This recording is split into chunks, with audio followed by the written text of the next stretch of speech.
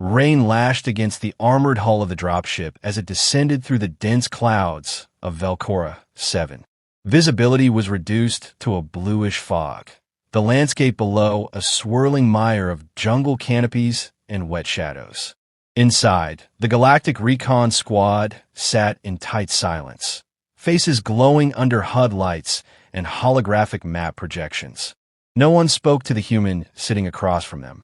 Staff Sergeant Malik Reyes kept his gaze fixed on the rifle resting across his lap, a bolt-action relic, matte black, scratched, and bearing the faint mark of the Earth Defense Corps. The other soldiers had long since stopped mocking aloud. Their first laughs had faded once it became clear he wasn't embarrassed by it. He didn't explain the weapon, didn't justify it. He didn't need to.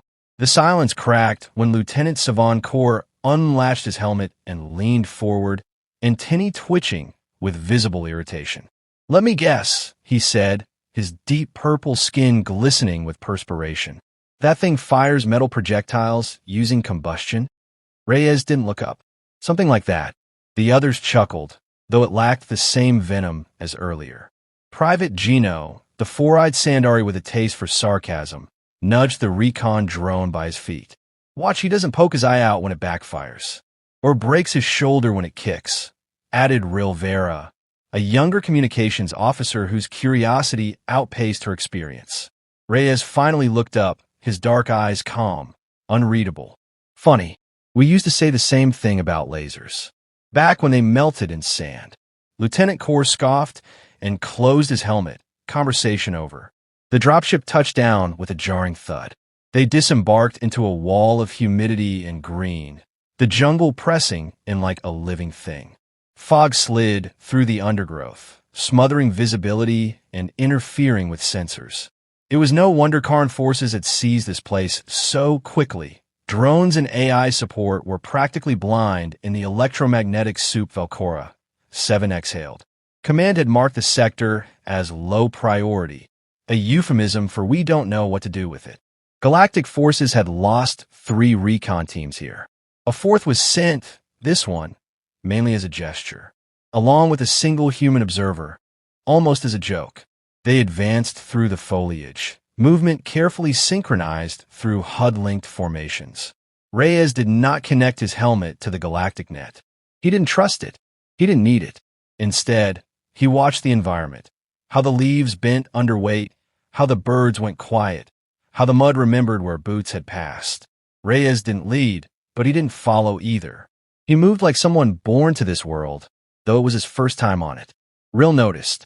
She fell back toward him under the pretense of checking her wrist unit. "You've done jungle before," she said, half whispering. "Vietnam, Borneo, Amazon," Reyes murmured. "Your maps don't mean much here. Watch the sound. When it goes quiet, danger's near." Rill hesitated, then nodded. Understood. Their destination was a ruined forward operating base swallowed by overgrowth. The Karn had taken a week ago. Now, Command believed it lightly held, suitable for a hit and fade assessment. The squad crept into the outer perimeter. Dead machines and scorched trees told a tale of sudden withdrawal. Drones buzzed low, but their scans returned static. Reyes dropped to a crouch, raising one closed fist. The galactic soldiers paused, confused. "Why are we stopping?" Core demanded. "Trip line," Reyes said. "There. Fiber, almost invisible." The alien squinted. None saw it. Reyes drew a small knife, sliced the near-invisible filament, and held it up. It shimmered faintly in the ambient light. Gino's voice came through the comms. Didn't even register on optics. "They're not stupid," Reyes said. "They're hunters. They learn fast. They enter the base. Careful now." The buildings were little more than husks, the command terminal slagged, weapons lockers looted. No bodies. That was the part that bothered Reyes. He climbed the remnants of a tower and pulled a folded spotting scope from his pack. It clicked into place with a metallic snap that felt almost sacrilegious next to the silence. Through the lens, he scanned the ridgeline. Movement. Not overt. Just a flash of refracted light where there should be none. Something with mass passing through mist. It was subtle, but clear. "They're here," he said into the open channel. Before Cor could respond, the first shot rang out, not from Reyes but from the trees. One of the squad's flankers went down in a burst of plasma. Screams followed. The jungle exploded into chaos. Weapons lit up with wild bursts of laser fire, glowing bolts searing through leaves and mist. The galactic soldiers shouted over each other, their formation shattered.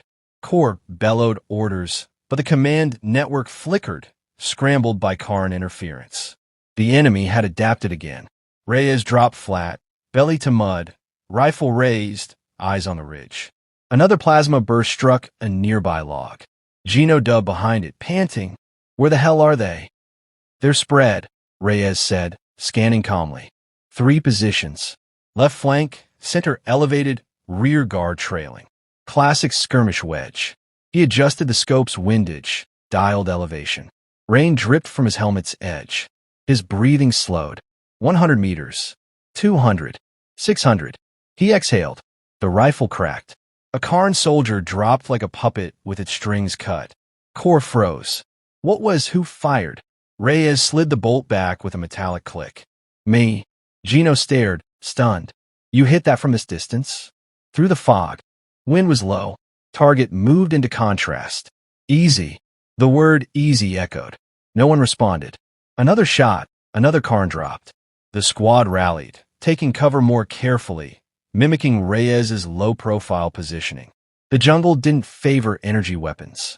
It swallowed heat signatures, redirected lasers, confused targeting systems. But it couldn't stop lead. Not a solid, silent bullet that carried no signature, no heat bloom, no signal trace. Rill crawled beside him. "What are we supposed to do?" "Watch. Learn. Cover your sectors. Don't get fancy." Plasma lit up again from the trees. A near miss singed the moss beside Reyes. He didn't flinch. He rolled to the side, tracked the plasma's source, waited for the flicker of motion. Another exhale. Another shot. Silence. Rill whispered, "They're pulling back." "They don't know what's hitting them," Reyes said. "They've never fought without seeing their enemy." Cor approached cautiously, his helmet scratched, the confidence dented in his voice. "This changes nothing." "Doesn't have to," Reyes replied. "I didn't come to change your war. I came to survive it." Behind them, the fog swallowed the last echo of the fight. The squad remained quiet, watching the jungle. A few looked at Reyes differently now.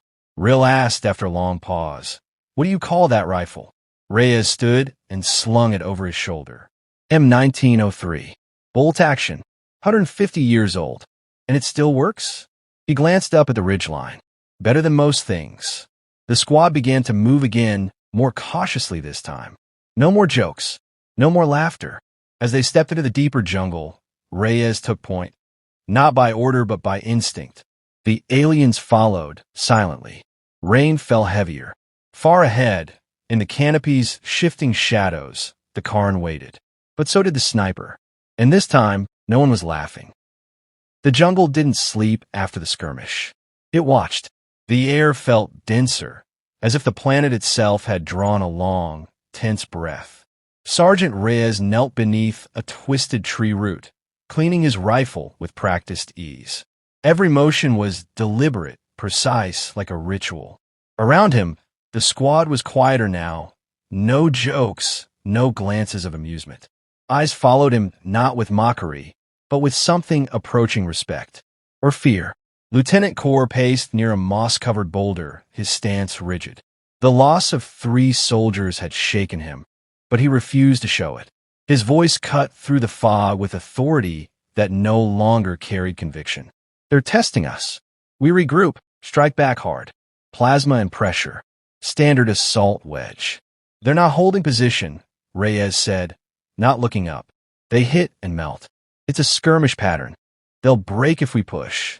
Cor gestured to the hollow map sputtering above his gauntlet. "Their numbers are thin." "They don't need numbers," Reyes replied. "They're using the terrain. And they fought here longer than we've been orbiting." Rill, crouched nearby, glanced between them. "He's right. Our signals are trash. The Karn know exactly where we are. We're blind in every direction." Cor's mandibles clicked together sharply. "We are the Galactic Recon Command. We are not blind. We are not primitive.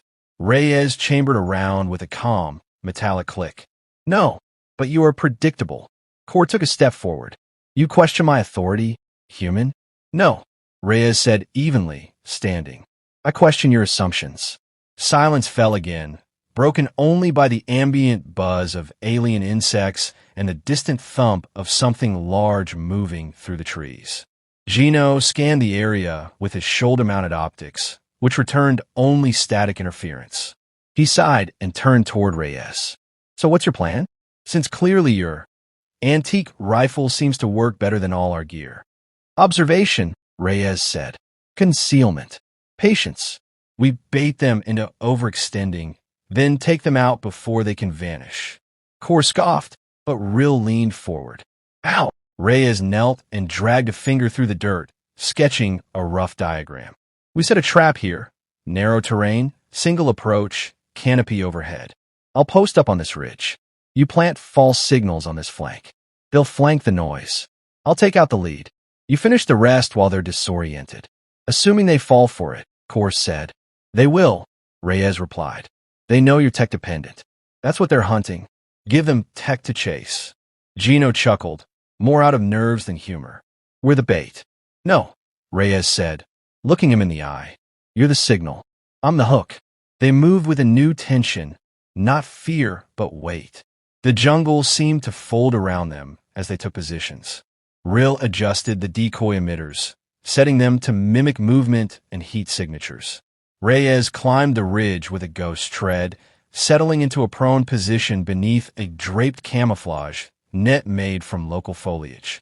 Through the scope, he waited. Wind danced through the leaves. A thin mist crawled low to the ground. Minutes passed, then more. Time stretched. A blur, just at the edge of perception. He held his breath. Two Karn emerged, sleek exoskeletons glinting faintly in filtered light. Their movements were fluid, too smooth for humanoid eyes, but not too smooth for Reyes. He tracked the lead, adjusting for drop and drift, mentally timing the rhythm of its steps. Then he saw the third one, larger, slower, its back bristling with antennae and bone-like armor plating. A commander. He exhaled. The rifle cracked once. The Karn officer's head snapped back, then crumpled into the brush.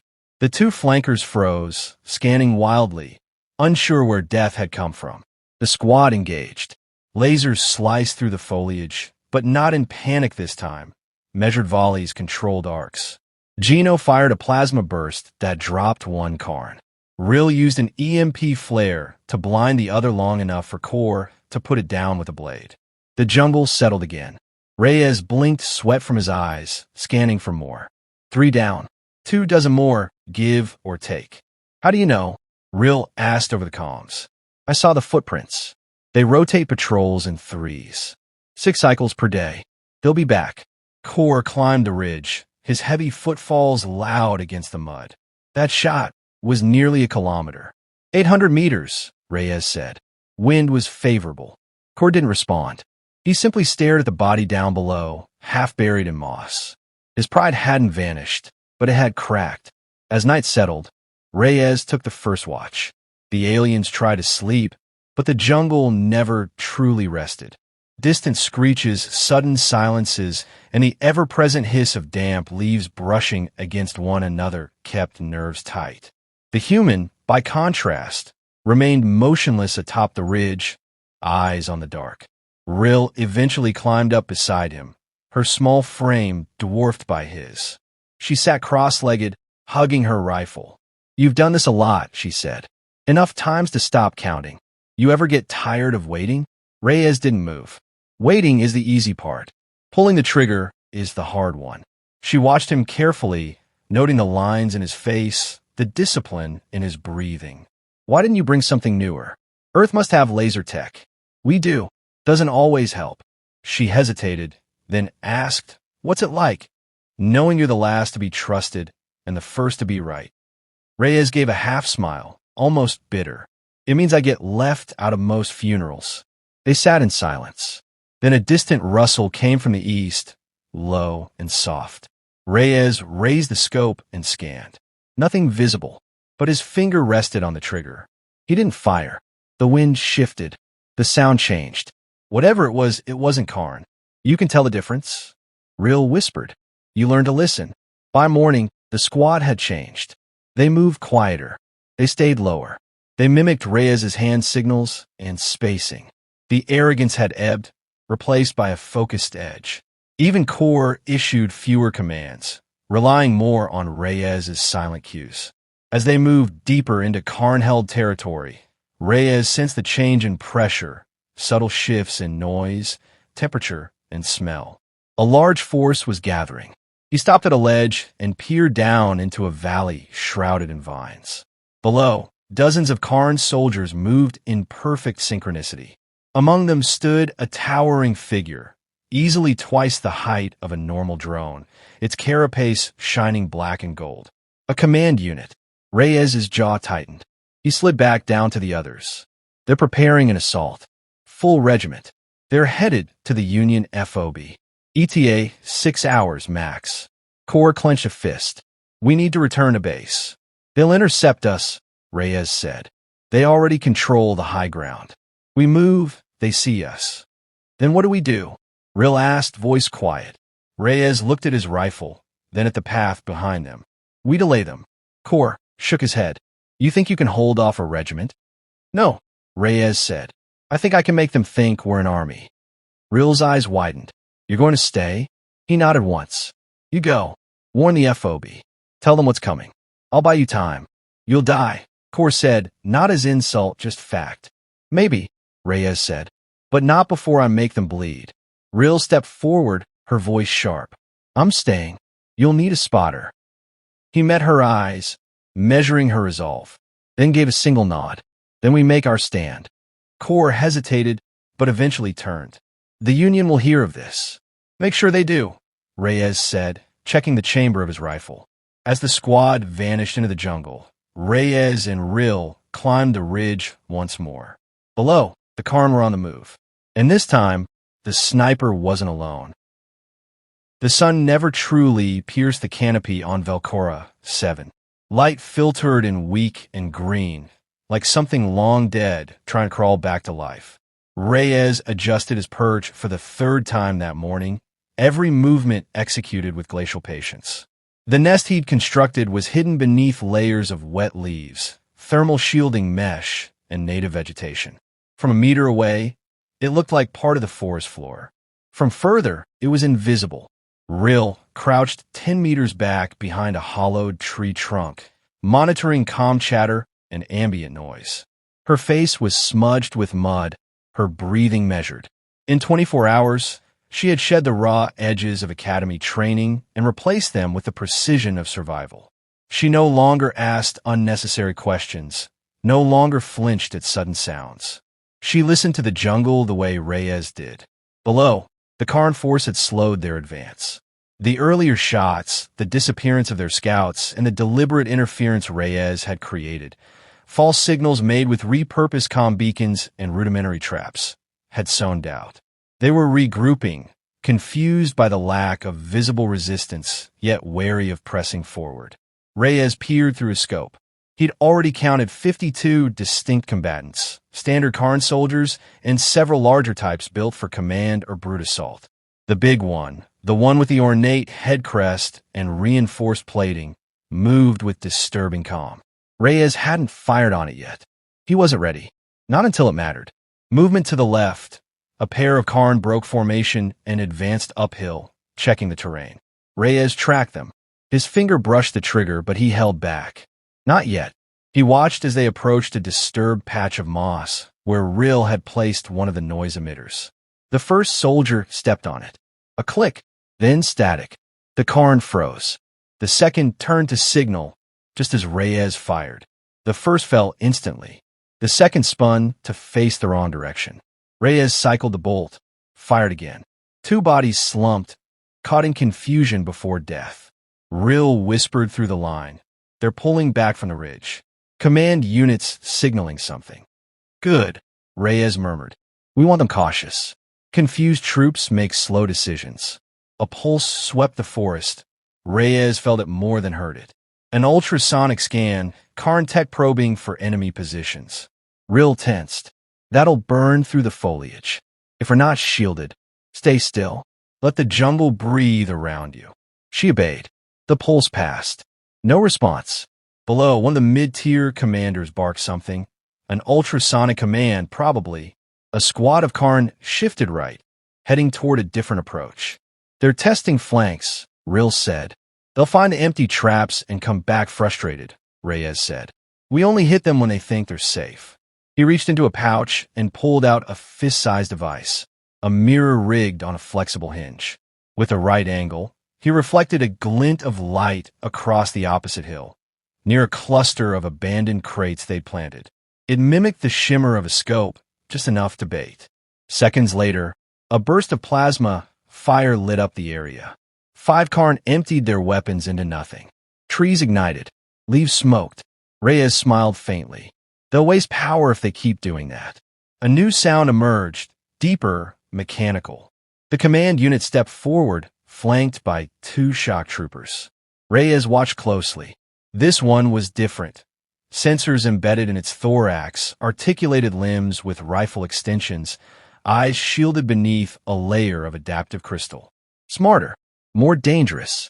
Rill's voice lowered. That one looks like trouble. It is, Reyes said. Too armored for a frontal kill. Options. Wait for the head to turn. There's a seam behind the crest. One shot if I can thread it. Rill didn't reply. She just stayed perfectly still. For the next hour, they waited. The Karn force inched forward, expecting resistance, finding none. Reyes fired only 3 more times, each carefully chosen. Every shot that landed wasn't just a kill, it was a message. You're not safe. You don't know where death comes from. You're bleeding and can't see the wound. When the sun reached its apex, the Karn halted. The command unit raised its head and emitted a sharp tone. All soldiers dropped low, weapons trained outward. They were preparing for something. Rill looked through her monocular. They're setting up artillery. Portable. Plasma mortar types. Reyes narrowed his eyes. They want to flush us out. How many shots can they fire? Enough to level this ridge, if they guess right. He considered. Firing now would draw attention. Not firing could cost them the high ground. He scanned the mortar crew. 2 workers, 1 officer. The angle was tight. Wind was erratic. Still, he fired. The mortar crew collapsed in a single, thunderous burst. The shell they had just loaded slipped from the launcher and ignited early, exploding in a hot white burst that took out half a squad. Rill ducked, covering her ears. Reyes stayed still, riding out the concussive wave. When the smoke cleared, confusion had erupted below. Karn screamed in their strange, chittering dialect. The command unit moved forward, pushing its own soldiers aside to reach the wreckage. Now, Reyes steadied his breath. The commander's head turned, just slightly, exposing the seam behind the crest. He exhaled, fired. The bullet hit with a muffled thwack. The Karn unit shuddered. For a moment, nothing happened. Then its limbs twitched violently. It collapsed, dragging sparks across the ground as its systems failed. The entire Karn advance paused. In that instant, the forest held its breath. Reyes watched as soldiers hesitated, looking for new orders that wouldn't come. The loss of a command node would throw them into disarray, maybe for minutes, maybe hours. Rill whispered, awestruck, "You got it." Only needed one. They pulled back to a secondary position, deeper into the ridgeline. Reyes didn't speak much, conserving his energy, but his movements had urgency now. Rill followed, keeping pace. They're scared. I saw them retreating. They'll regroup. They always do. She hesitated before asking, "How do you stay so calm?" He checked the magazine, then looked at her. "You ever fish?" "Fish? Yeah. Earth pastime.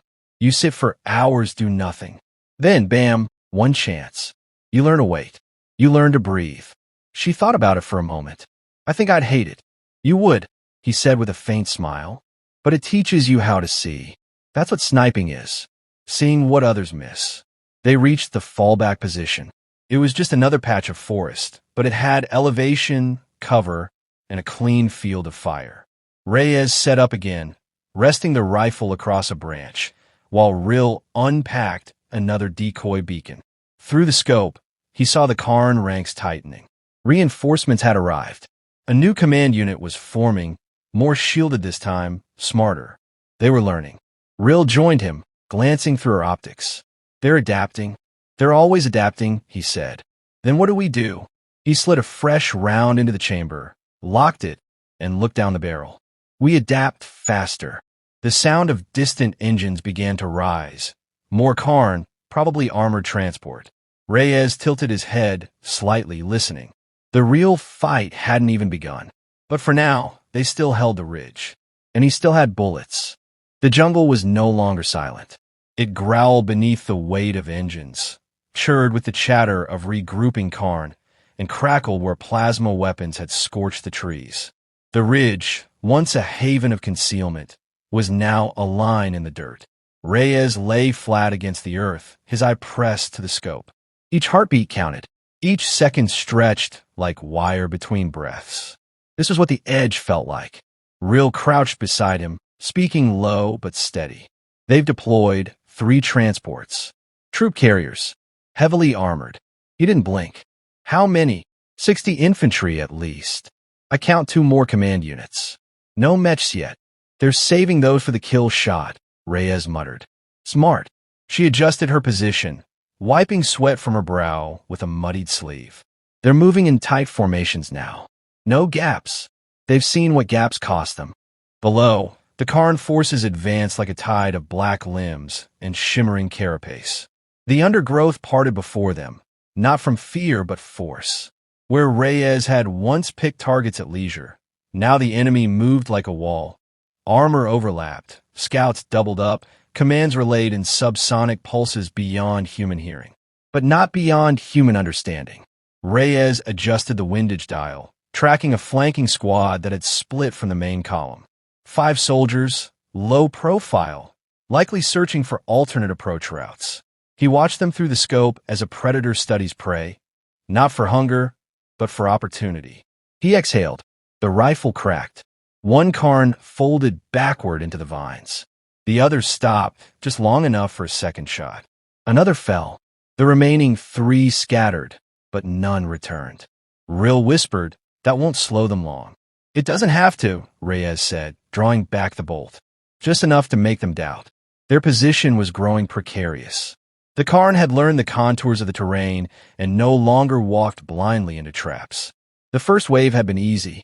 The second cost some effort. This was attrition. Each bullet had to earn its place. A voice came through on the long-range comm, static-laced but clear. "Corps, we received the warning. Reinforcements en route. Half a standard hour." Reyes let out a tight breath. "Understood. We'll hold the ridge. Alive, if possible," Corps added. Rill smiled faintly. "Nice of him to care." "He doesn't," Reyes said. "But he believes now. That's something." Below, the new command unit moved with unsettling grace. Taller than the first, with layered armor that shimmered as it walked, as if cloaked in refracted light. A distortion field. Advanced. Reyes focused on its movement, calculating potential weak points. "They've improved the crest," Rill noted. "Can't see the seam this time." "Doesn't matter," he replied. "They still breathe." She glanced at him. "You going for a lung shot?" "If I have to." The Karn began to push forward again, this time with cover fire. Plasma rounds seared the trees, setting brush aflame and vaporizing anything resembling a sniper's nest. Reyes and Rill remained still, buried beneath a blend of natural foliage and thermal dampeners. "Wait," Reyes whispered. "Watch that tree. Left of the command unit." She pivoted. "Looks like a scout with jamming gear." "That's our first target." He fired. The scout dropped, its gears skittering across the ground. Plasma fire increased immediately, blind rage, not precision. The command unit stopped, searching. Reyes took the moment to fire again, clipping the shoulder joint of the leader's escort. It didn't kill, but slowed them. Rill whispered, "They're forming up for a push. They'll come in one wave. Once." She looked at him. "And we'll stop them?" "No," he said. "We'll make them hesitate. That's all I need." They pulled back a few meters to a secondary nest, already prepared hours earlier. Reyes had set overlapping fields of fire, pre-sighted targets, and mapped wind channels. This wasn't improvisation. This was design. As they settled, the first charge began. Karn troops surged uphill, weapons blazing. Plasma bolts hissed through the trees, some close enough to singe Reyes's cheek. He fired. One shot, center mass, dropped the first. Another through the leg slowed the second. Rill activated a distraction beacon, which flickered and sent false movement signals 10 meters west. The Karn responded instantly, diverting half their force. The hill turned into a death funnel, but the Karn pressed on. For every one that fell, 2 more advanced. Reyes fired again and again, the rifle cycling with machine-like rhythm.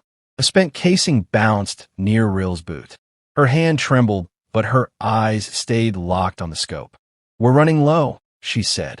3 rounds, Reyes confirmed. "Make them count." The command unit reached the base of the ridge. It paused, scanning, then stepped into the open. A challenge. A declaration. Reyes didn't flinch. He lined up the shot, adjusting for armor density and wind direction. His fingers squeezed the trigger. Click. Not a blast. Not the recoil of impact. Misfire. The round jammed, seated wrong in the chamber. He stayed calm, drew the bolt slowly, ejected the round.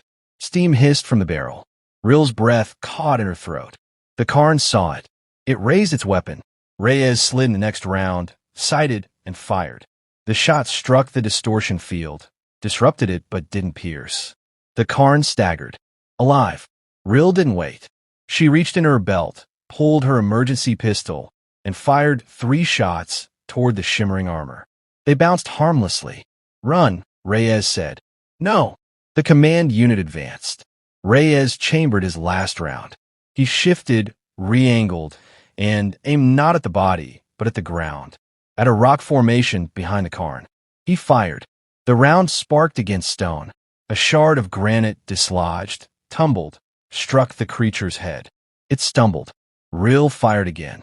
This time, she hit exposed plating twice. The Karn dropped to one knee. Reyes stood, stepped forward, and with a grunt of effort, slammed the butt of his rifle into its exposed neck joint. The armor cracked. The creature screamed. He pulled his sidearm, put one shot through its throat. Silence followed. The jungle stilled again. The remaining Karn paused. Then they retreated. Rill collapsed against the ridge wall, chest heaving. "They're falling back. They're waiting for the next wave," Reyes said, though he sank down too, his arms trembling. A minute later, a distant rumble echoed through the forest. Dropships, galactic reinforcements, sleek and bristling with weaponry, descended like steel birds of prey. Within moments, fire teams swept in from above, raining suppressive fire down the slope. The Karn turned fully, scattering into the trees. Kor landed moments later, flanked by elite troopers. He approached Reyes and Rill, surveying the damage. "You held the ridge." Reyes nodded, saying nothing. Kor looked at the shattered rifle on the ground, then at the bodies below.